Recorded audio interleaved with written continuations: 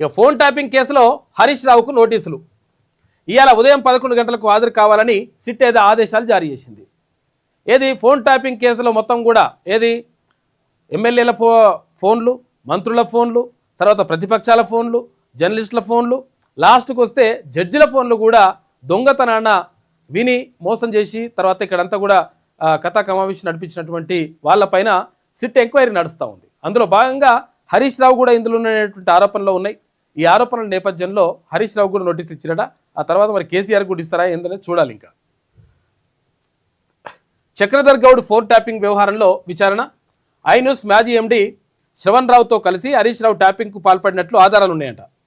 శ్రవణ్ రావును మరోసారి విచారించే అవకాశం ఉందని చెప్పేసి ఒక వార్త కనిపిస్తూ ఉంది.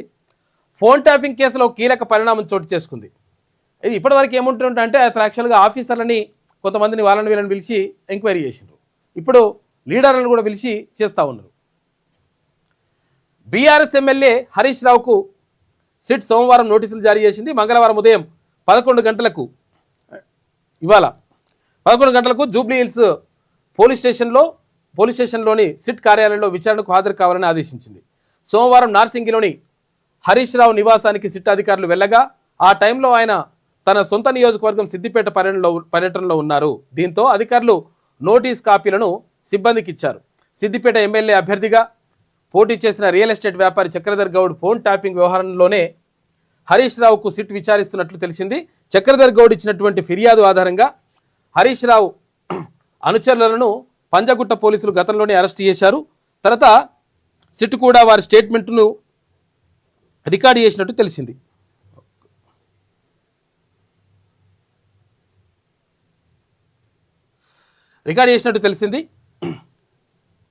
ఇక ఐ న్యూస్ మాజీ ఎండి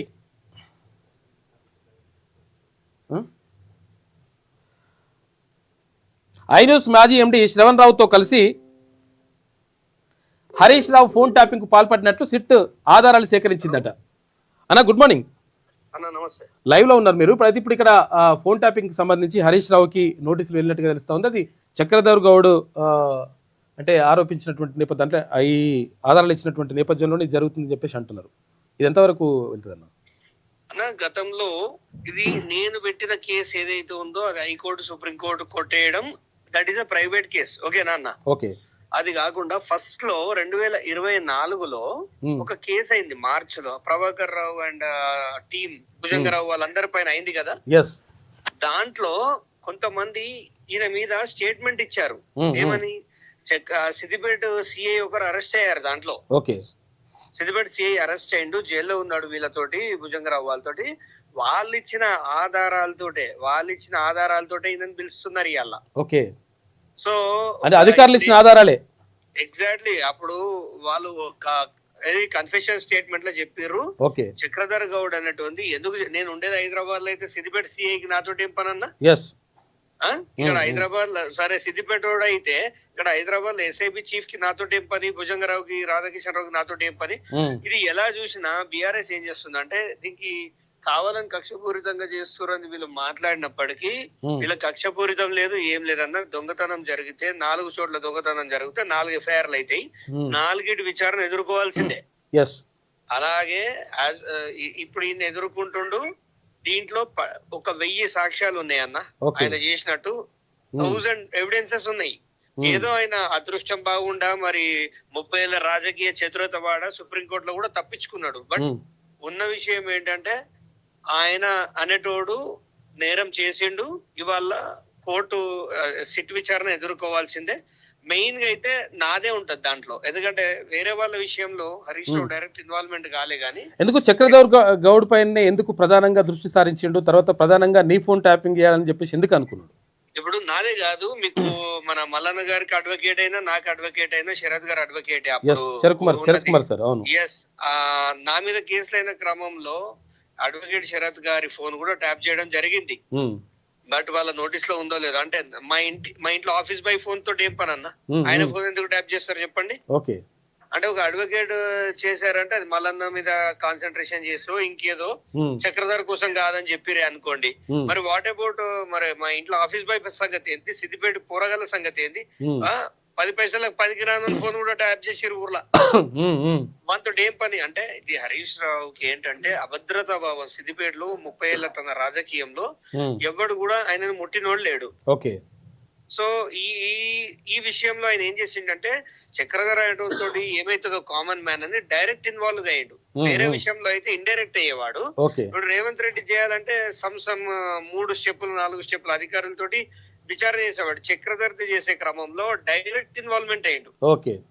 సో ఇది ఐ న్యూస్ లోనే ఐ న్యూస్ లో సర్వర్లు పెట్టి ఏదైతే చేసిరో శ్రవణ్ రావు ఉన్నాడు ఇందులో 100% ఉంటాడు.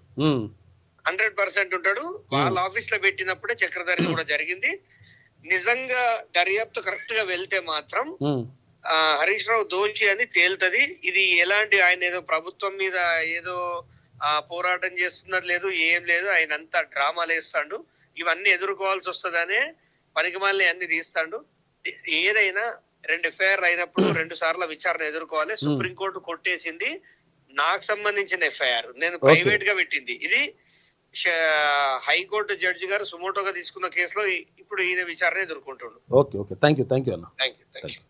ఇగో ఇది చక్రధర్ గారు చెప్తున్నటువంటి మాట. మొత్తం మీద ఇక్కడ ఏది ప్రభుత్వం అంటే ప్రభుత్వ అధికారులే గతంలో అందులో పనిచేసి తర్వాత అందులో ఆరోపణలు ఎదుర్కొంటున్నటువంటి అధికారులే ఇక్కడ హరీష్ రావు పేరు చెప్పిండ్రు కాబట్టి అందులో 100% సిట్ విచారణ జరిగితే 100% హరీష్ రావు బయటపడతారనేటువంటి మాటను చెప్తా ఉన్నాడు చక్రధర్ గౌడ్.